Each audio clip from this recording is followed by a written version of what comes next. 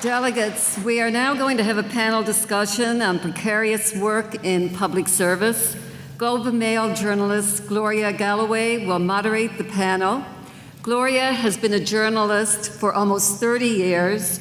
She has covered every federal election since 1997 and has done several stints in Afghanistan. We are honored that she's accepted to moderate today's important discussion. Please join me in welcoming the panel. Can you stand up so they know where you are? Good morning, almost, maybe. Good morning. So nice to see all of you here today. Today we're obviously talking about an issue that is of huge importance to the public service and, frankly, to workers across Canada, especially to younger Canadians who are coming into the workforce, who have to think about whether or not they're ever going to have the same kind of lifestyles that folks of my generation have had. I know my daughter is talking about whether or not she's ever going to be able to put aside money for a pension plan. I mean, she's in her 20s and thinking that she's, doesn't know how she's ever going to be able to have the same kind of, quality of life and, frankly, job security that her parents have had. So this is a huge issue, not just for the folks in this room, but frankly for people across Canada. And we have a terrific panel here to talk about it today. On the end, of course, is Andrew Cash, who not only is a former MP, but the co-founder of the Urban Worker Project. And Andrew made it in by the hair off his chinny chin chin this morning with flight, so we're all very glad that he made it when he did. Next to him is Trish Hennessy, who is the founding director of the new Canadian Centre for Policy Alternatives Ontario office. She's been with the organization for some time, but she's now in Toronto working for the Ontario branch of that really interesting think tank organization. Do you like being called a think tank? Is that what? Yeah. Thanks. Okay, and of course Debi Davia, who you all know, the president of your union. They've given me a little blurb to read here, and I think it speaks for itself. But just by way of introduction, we know that work has become more precarious. In fact, Finance Minister Bill Morneau has made it clear, so says the union, that Canadians should get used to calling to the so-called job churn. Now, we know that decades of downsizing and cuts means the government is heavily dependent upon outsourcing. So is precarious public service work the new normal? Is this something that we just have to, that is just going to be what goes forward? Do we just accept that large numbers of people on the public payroll are going to be contract workers, people who don't get benefits, people who don't know whether or not their jobs are going to be going past the next year or the year after that? What does it mean for younger workers? And frankly, what does it mean for public services? What can we do, do we need to do anything, but to change this? And what does it mean, frankly, for the professionalism of the public service? If you have people coming in, going out, coming in, going out, what does it mean for the long-term memory of these jobs and, frankly, the long-term memory of what it is that you folks do? So let's just start right now. Each of our panelists is going to give about a 10-minute discussion of where they see we're on this issue, and then we'll have a few questions back and forth about the issues that they raise. So Trish, would you like to kick it off for us? Sure. Okay. It's great to be here. Thank you for having me. I really admire the work that you've been doing in face of multiple challenges over the past several years. And it got me thinking, the challenges you face with outsourcing, scientists previously having been muzzled. It got me thinking about 1990. In 1990, I was just starting out in my first career. I used to be a newspaper reporter, and I found myself living in Thunder Bay. And my father-in-law at the time was a fishery biologist, and he actually managed 3 of the experimental lakes in northwestern Ontario. And those experimental lakes that, have been potentially on the chopping blocks for a number of years. And one summer, he brought me to the lake. He had a flock of graduate students who were doing research. He knew everything you ever wanted to know about walleye. And he was internationally respected for it. He'd go to Russia and they called him King Walleye. And so I got to see firsthand that kind of pure scientific research at play. And those research teams were doing important things, not just for Ontario and Canada, for the world. They were sounding the alarm about acid rain and the effect on our ecosystem. They were doing really vital work, and I learned a lot about research, the knowledge that they were contributing to our understanding of the world. Now, so that was 1990, the early 1990s, and at the time I was a young journalist writing about the issues of the day, and Ontario was in the midst of one of the worst recessions it had ever gone through. And so I found myself writing about the shifting labor market. This is when the manufacturing sector started to go into decline. I was writing stories about plant closures, plants getting mothballed. You find that with every major shift in a labor market, there's a narrative, a set of words that go with that shift, partly to normalize the shift. So at the time, you heard a lot about downsizing. Corporations were laying off workers, and it was called downsizing. And then after a couple of years, they had downsized gone too far, and so they changed the word to right-sizing. And there was another set of language for public sector workers. If you were 55 and over, you were being encouraged to take early retirement packages, which were called golden handshakes. Very euphemistic. And at the same time all of this was happening, you started seeing those Freedom 55 ads about, retire early. And they were telling the people who were getting the golden handshakes, don't worry, you can go and be a consultant and do only the jobs that you love. You don't have to do the parts that you didn't like before. And then, decide what time you want to go on the golf links that day as well. It's, it's going to be fabulous, the leisure society. And I saw it at the beginning of my career, the start of the hollowing out of newsrooms that you're really seeing in earnest today, where the editors and the reporters who were 55, 60 in that age range were also being nudged out. And so we found that the majority of us were actually in our 20s. We called ourselves the Quarter Century Club. Most of us were barely even 25. And I saw firsthand the loss of knowledge, the institutional loss of knowledge that happened when they disappeared from the newsrooms, and the loss of mentoring opportunities for those of us just learning the craft.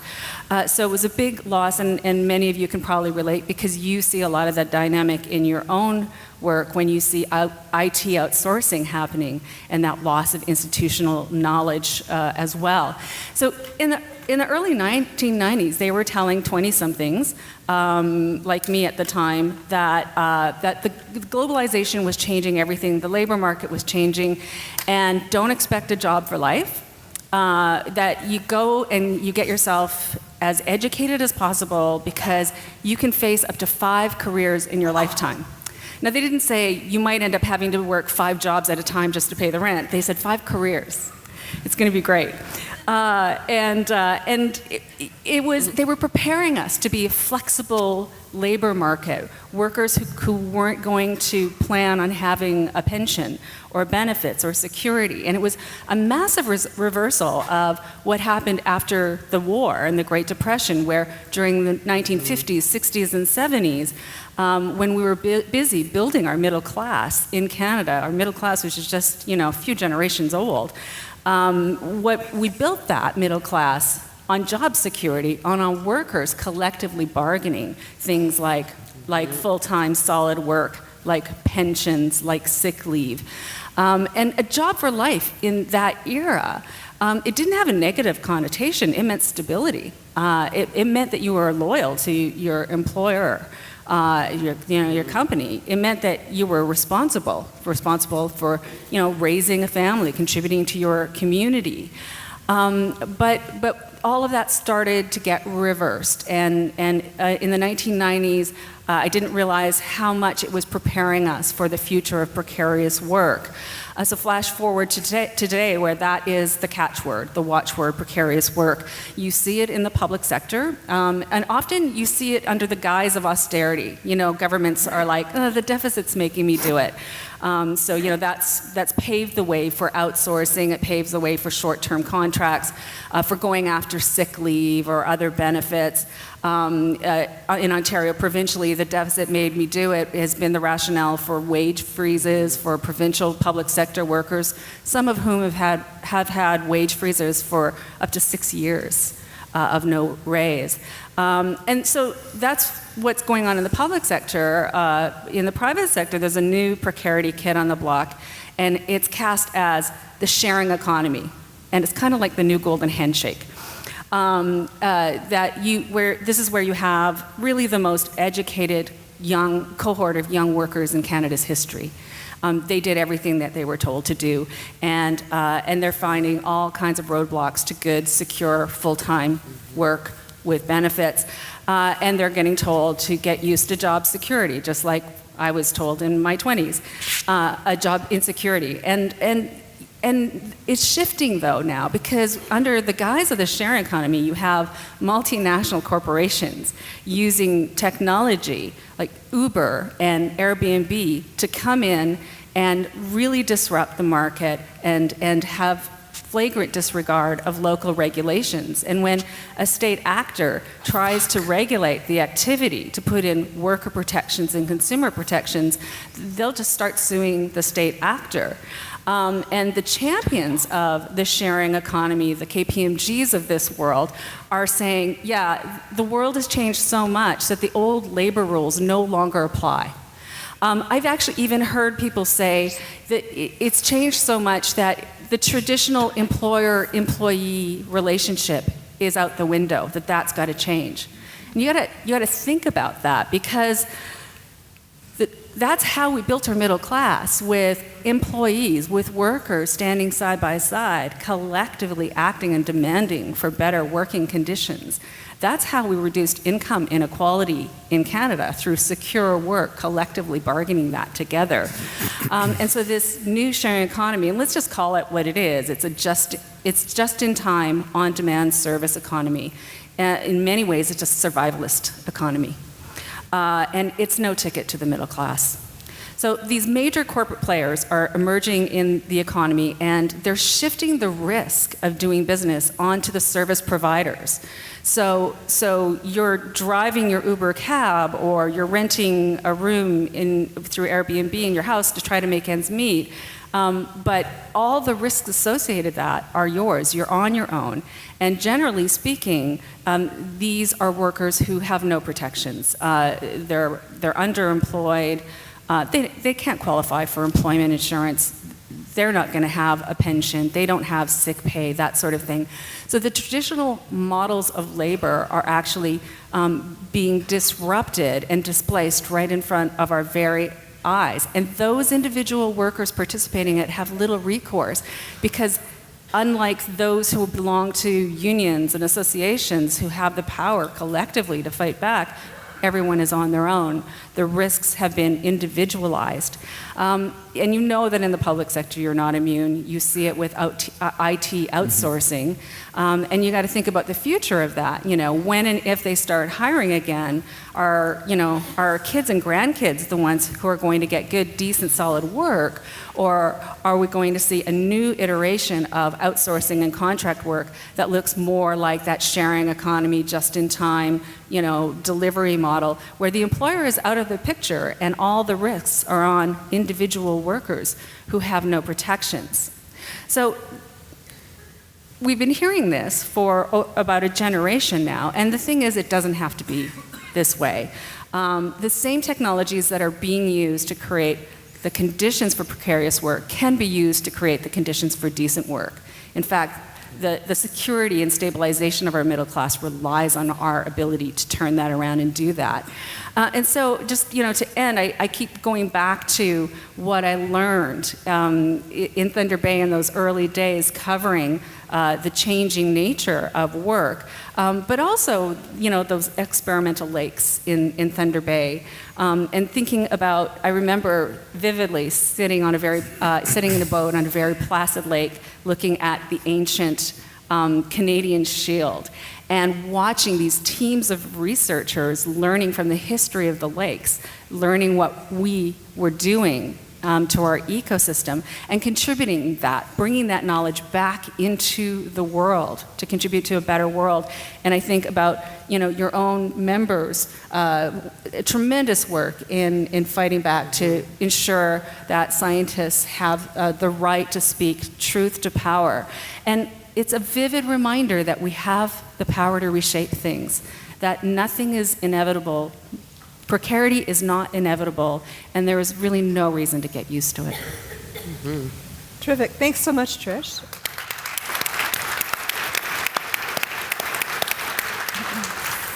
Andrew, would you like to Yeah, thanks. Thanks, Gloria. So I'm Andrew Cash. I'm the co-founder of the Urban Worker Project, and that's a national initiative formed to raise the issues and the voices of many of the workers that were just described, who are not in a traditional employee-employer relationship, particularly freelancers, people who are solo, self-employed, and on-contract workers. The project has three main objectives. One is to animate public debate on the issues affecting this rapidly increasing sector. The second is to build community and connection among urban workers themselves and connect them to services that they need. And then finally, and most importantly, to organize issue-based campaigns that target policy and legislative changes that'll make a difference in their work lives and the lives of all workers, frankly. And as we already know, the majority of new jobs in the Canadian economy are part-time, self-employed, temporary, on-contract, freelance, and in sectors like the arts and culture sector, tech and IT, not-for-profit and service sectors, this has become the new normal. And as has already been mentioned, most of these jobs come without any protections like health and dental benefits. Thank you. Pensions, sick pay, income security between jobs. In fact, someone who's connected to the Urban Worker Project said, you know what my pension plan is? I'm investing in my health, because if I'm healthy, I can work, because I'll never have a pension, and my only pension is to keep working. So our community also consists of a grab bag of independent workers and micro-entrepreneurs, such as bookkeepers and office cleaners, healthcare practitioners like yoga instructors and personal trainers, self-employed tradespeople, manual laborers, and also those who are misclassified as independent contractors. So since our launch in April, we've connected to about 6,000 of these workers across the country, and this is a sector that's largely outside of the membership profile of most organizations. And while some of these workers may project an image of middle-class stability, most are, as one urban worker once put it, or recently put it to me, most are a bicycle accident away from the financial abyss. Until recently, this kind of work, occupied a really small corner of the labor market, but today it's everywhere. 40% of work in the arts and culture and knowledge, the creative sectors in general, are precarious or vulnerable, according to the recent, or a couple years old now, United Way McMaster study. These people work from home. They may work in the workstation next to yours. They work in co-working spaces, studios, and coffee shops. They're part-time or on contract for both private and public sector clients, as well as nonprofits. They work on public transit as they commute from job to job. They flit in and out of traditional employment. They may cobble a living together doing multiple jobs in the course of a single week. They often don't have a boss in the traditional sense.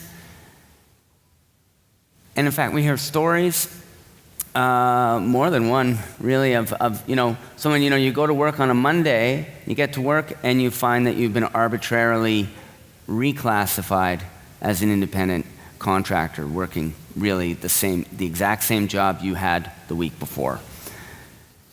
But as you walk by a coffee shop or a co-working space, or perhaps the contractor that works in your department, it may be tempting to think, everything is fine with these mostly young people hunched over their laptops. But what isn't visible at first glance is the largely low-wage contract that many are working on, and that they are still trying to be paid maybe for work they've already completed, maybe 3 months ago, and that they quite possibly will never get paid for that work. You won't see the stress of always working alone and independently, outside of a workplace culture and community, without access to mentors, colleagues, or career guidance. You won't see untreated mental health issues or dental problems. You also won't see the massive student debt hanging like a dark cloud over so many young workers' heads. You won't see the expensive and unstable housing that they live in, or their struggles to find affordable childcare for their own young children. And you also won't see that the parents and family members of many of these urban workers are themselves working in low-waged, precarious employment. And if all that wasn't enough, there's also a growing acceptance of unpaid work in the economy today. Now, this comes in many different forms. People are doing a lot of it, both in the private and in the public sector. Those connecting to the Urban Worker Project are coming with incredible stories, from revolving unpaid internships that never materialize in a stable full-time job, to simply, as I've already mentioned, not getting paid for work you do. Freelancers and contract workers often experience what's called contract creep, where you agree on a contract and then more work and responsibility gets added to that contract, but there's no increase in the amount of pay. People are taking work home with them at night and on weekends for no extra pay. People are working well over 50 hours a week without getting extra overtime pay. People working for small businesses, nonprofits, and NGOs, who are often doing that work because they really believe in it, often feel obliged and sometimes compelled to log extra unpaid hours. We hear stories of unionized workplaces where someone will punch out and then continue to work. Many workers on contract, they fulfill the contract, they deliver the project, they can't get paid for 30, 60, 120 days, or not at all. We have someone who's connected to us right now who's trying to get paid $17,000 that he's owed from a client, and the client's just, not paying. In the US right now, the American Freelancers Union say that over 70% of freelancers there struggle to get paid, and that their members are owed over $4 million in unpaid invoices. I don't think anyone should be paid. I don't think anyone should work for free. I think it's just plain wrong. But at the very least, in the public sector employers should not be aping the instincts of private sector employers. In fact, public sector employers should be model employers, leading the way in terms of workplace conditions, pay, benefits, and protections. But that doesn't seem to be the direction that we're generally seeing governments go. Our federal government, for example, is one of, if not the largest client of temp agencies and unpaid internships in Canada. And as it continues, the last government's practice of considering auctioning off public assets and services, more and more stable career jobs are being contracted out. So we need to resist this trend to privatization of jobs in the public sector, while at the same time looking for ways to support contract workers and to provide services for them. Because while many of you may have secure jobs with pensions, benefits, likely you have family members that don't. Family members who fit into the urban worker profile, adult children who can't find stable employment, a partner or spouse whose job has been downsized, a niece or nephew carrying $30,000 of student debt and working at Starbucks. And it's important to note, by the way, that there are many people that like to work freelance and on contract, that's for sure. But most people want a stable full-time job. So when you hear that little meme out there that, oh, the gig economy, young people love it, it fits their lifestyle, they love working 5 low-paying jobs at the same time. Imagine you as a 22-year-old hearing that. It would be absurd. Well, it's still absurd. And so finally, I just want to say that, I was elected to the House of Commons in 2011, and one of the first things that really struck me was how incredibly dedicated, effective, efficient, and professional our public service is. At the time, you may recall, there was a lot of talk about how the West was bringing democracy to countries like Afghanistan and Iraq, and one of the main markers of those democracies would be elections. But democracy needs a strong and flexible backbone in order to make elections meaningful and government meaningful. And that comes from a highly skilled, well-resourced, professional, and nonpartisan public service. And so while the changing nature of work is a labor issue, it's an economic issue, it's a social justice issue, it's also an issue of democracy. So when we build a stronger floor upon which all workers can stand, we are fundamentally strengthening the very fabric of our democratic society. And that's part of what's at stake here today. Thanks.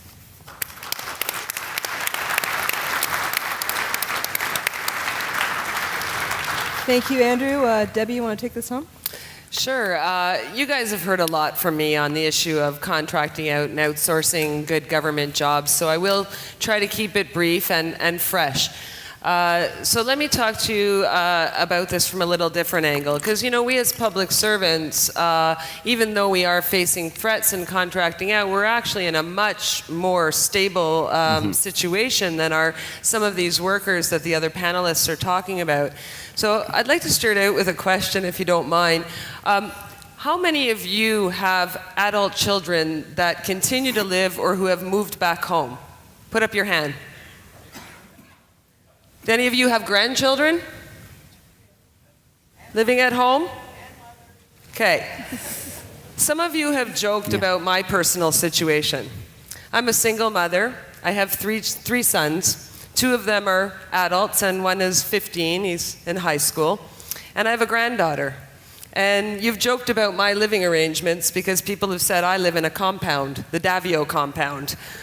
Why? Because a few years ago, I found that my entire family was in a precarious work situation, and not just my children and of course my grandchild by extension, but even my ex-spouse was in a precarious work situation, and that had an impact on my children. And so I made a decision to buy a home in which I could house the entire clan. And it has its ups and downs, to be sure, but I can tell you at the time it was the only financially sound decision to make on behalf of my family. I couldn't afford to support them in many different residences, and they couldn't find stable, good employment that could carry them on their own. And to this day, they still have not found that stable, good employment that can carry them on their own without my help, which means I'm still really, really broke, despite my own success. But this is an all too common occurrence these days, that where it's not like my generation. My parents helped me. My parents were in a position to be able to get me going. But once I got my education and I was moving on track towards my career, I was able to be independent, that this was work that could actually sustain me and my family throughout my career. Anyways, coming from the IT community at PIPS, I've certainly faced my share of threats to my job, to contracting out, to the elimination of public sector work. And And it's certainly been a challenge, but nowhere near the challenge that the generation after us is facing. And it's really become a very urgent situation. And so I want to close off actually with a story outside of our sector, because it actually was meaningful to me. Over the summer, I met with Minister Bryson on exactly this subject, on contracting out and the absolute need to uphold the middle class, which was a promise of the government. And so I had invited the president of the largest private sector union, Unifor, to come and meet with Minister Bryson with me so that we could tell kind of a more credible story about why you ought not to privatize these strong public services. And he told a story about GM and Ford, and how GM and Ford, because of the trend, had done all of this, what business do we need to be in, what business do we not need to be in, and they outsourced the brakes and the bolts and the steering wheels and all the different components of the cars, to the extent that they completely lost control of their product line. So over the last couple of years, what we're actually seeing is a trend in the reverse, because industry, which is really just about generating revenue, industry has determined that this isn't the right way to go. That in fact, having a skilled, trained workforce that is ready to deliver on all your projects is really the only way, even when we're not talking about social justice, even when we're not talking about wellness of people, and we're just talking about the wellness of the economy, it still makes sense to keep good jobs and to make sure good jobs are in place. And so in closing, I have just one thing to say, and I believe it so strongly. It's that good public sector jobs just don't turn into good private sector jobs when they're privatized. And if we want to turn the trend around, and we want to make sure that our children can one day support us, because I'm sure I am not going to be able to work like this forever, then we have to make sure that there is a world that they can work in, where they can be safe, where they can find stable work with stable benefits and some retirement security for me. Thank you. Thank you.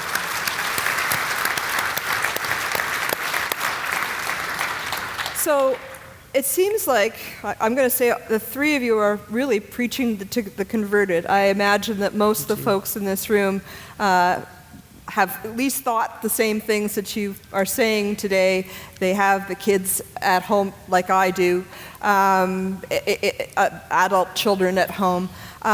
They see their coworkers come in on contracts. They see the precarious work around them. This is the really hard question. What can the folks in this room do, if anything, to stem this tide? Or do you just sit back and watch it roll over you? What is there anything that anybody can do on an individual level or on a collective level or in the workplace to reduce the reliance of the public sector on precarious work? I guess I'm going to really make this difficult, because I think Debi may have, but I'm going to go with Trish for this first. Okay, all right. It's a good question. Because a lot of people can feel powerless. You hear globalization, how can we compete? You hear automation, they're going to take our jobs. But I remember one of my degrees is in sociology. I was studying the sociology of work. They were saying this in the 1950s, that the robots were going to come. By now, we were going to be living in the leisure society. They did not foresee we would actually be stuck with a smartphone in our hands, working 24/7, always at an employer's command. So be very clear that the fear is meant to make people submit to the latest wave, and we don't have to. So talking with each other, talking to your families, talking across differences to people who may say there's nothing that you can do. When you look at public opinion polls in Canada, the number of Canadians who say they don't think their kids and grandkids are going to do as well or better as this generation has done keeps going up. The majority of Canadians don't believe that. And that can be a self-fulfilling prophecy. Mm-hmm. So complacency, like in any democracy, complacency doesn't actually get you the change that you want. You have to be the change that you want. As workers who can collectively use your power to make change, and you've done that in the last few years, when institutes like yours, when unions work hand in hand with social justice movements, tremendous change can happen. So I think now is the time to start talking about a new social contract in Canada and beyond, and not just for the preservation of decent work today, that the decent jobs that remain, not just for the opportunities for your kids and grandkids, though, we're holding the torch. Let's not close the door behind us. Let's make sure they have opportunity to go to. But the future is a knowledge economy. If we truly want to compete, if we want Canada to maintain a healthy middle class, then we actually have to make sure that we're using all of our knowledge power. One of the most educated populace in the world, use that to create the conditions for decent work. We can do that. And Yeah, I wanted to just mention, or just add something to what Debbie said. You said that a good public sector job does not turn into a good private sector job when it goes the other way. But there's also, what's also true is that a good public sector job makes it harder to create this massive wave of bad private sector jobs. I do believe that strong public sector jobs, good middle class, stable jobs with pensions and benefits are an example that workers, regardless of where they are in the economy, can look to and say, yeah, it's not inevitable that my job's going to be crap, because there are people out there that actually have good jobs. And that there was a time when there were more and more of us that had good jobs. And so I think that that's a really important point. And I hope that it helps people in the public sector, in public service, make that connection to, certainly to some of the workers that I'm in touch with and that I'm working with.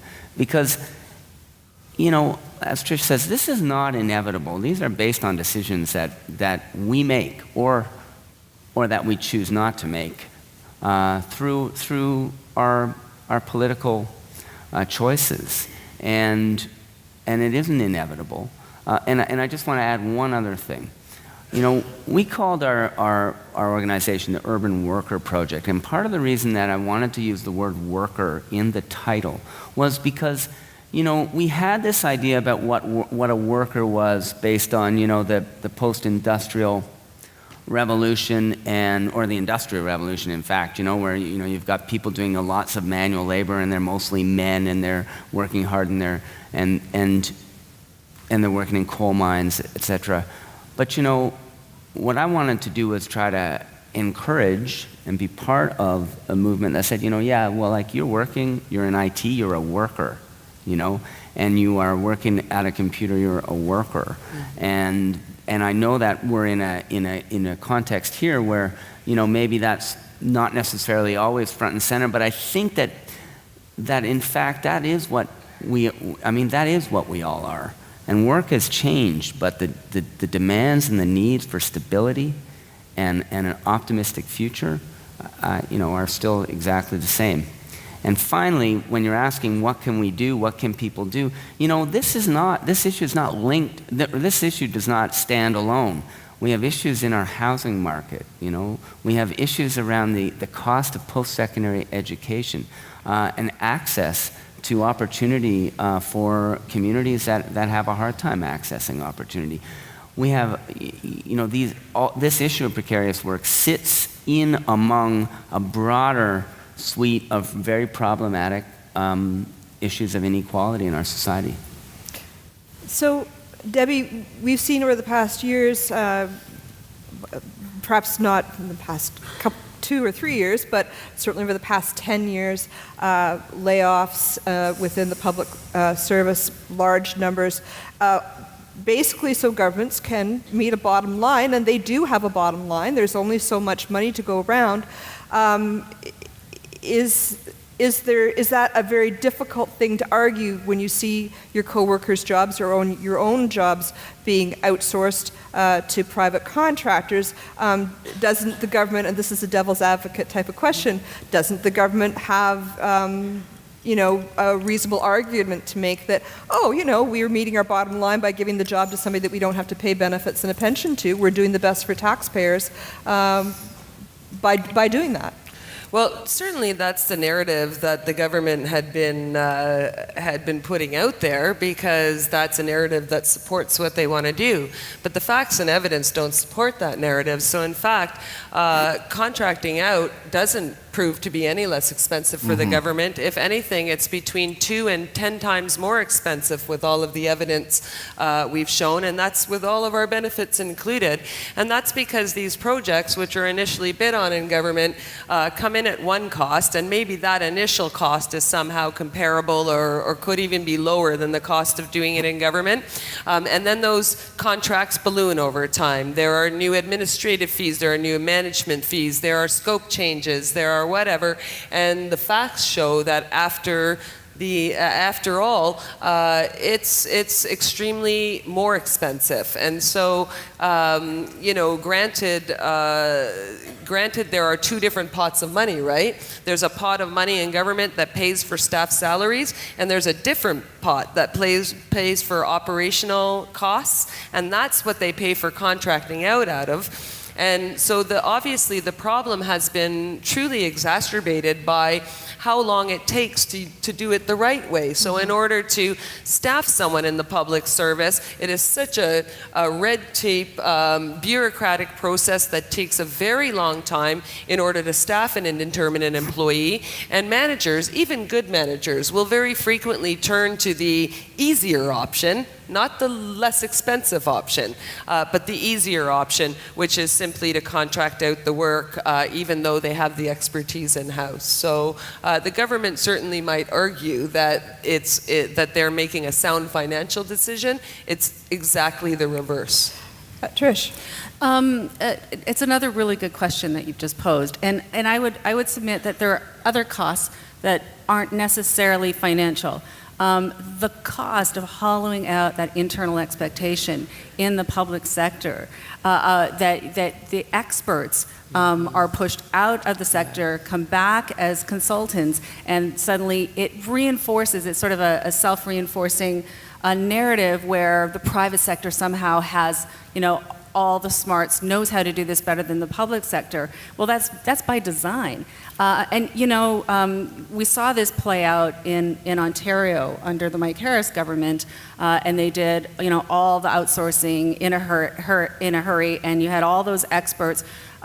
They went and they made twice as much money as consultants, came back working as consultants, but they lost so much of that internal expertise, which is so important. The other thing is, when it comes to costs, there's an elephant in the room, and it's called tax cuts. For 20 years now, provincially, federally, we've been we've submitted to a political agenda where tax cuts come before everything else. I forget what the federal number is in terms of the cumulative loss due to tax cuts, but because I've been focusing lately on Ontario, since the mid-1990s, now the cumulative annual loss, fiscal loss to Ontario revenues is $19 billion. We wouldn't be talking about a deficit provincially if that was the case. So it's about political choices as well. Andrew, you've been up on the Hill, so you've seen a little bit of the arguments that go back and forth here. Picking up on what Trish just said, are governments persuaded or alerted to the potential problem of the loss of professionalism, the loss of experience, the loss of the historical record within the public service when you end up getting rid of essentially long-time employees and contracting out? Is that a compelling argument to make to governments? Is that anything governments care about? Well, I think for the last decade, prior to the current government, we had a government that actually was ideologically adhered to this belief that government was the problem. And they pursued an agenda to hollow that government out, including stripping institutional knowledge and weakening the fabric of the public service. But what I will say in terms of where we go from here, it's clear from my vantage point inside Parliament is that politicians do react to public pressure, and public policy does shift. It takes a while, but it does happen. It is effective. And you can just see the difference, for example, between tuition fees in Quebec and tuition fees in Ontario. They're much lower in Quebec, and one of the main reasons has been public pressure. One of the reasons they continually rise, and right now we have the highest in the country, in Ontario, is the lack of that kind of public pressure. And so it sounds simple, but it is actually very, very true. It's very effective. I saw it every single day of my time in Parliament.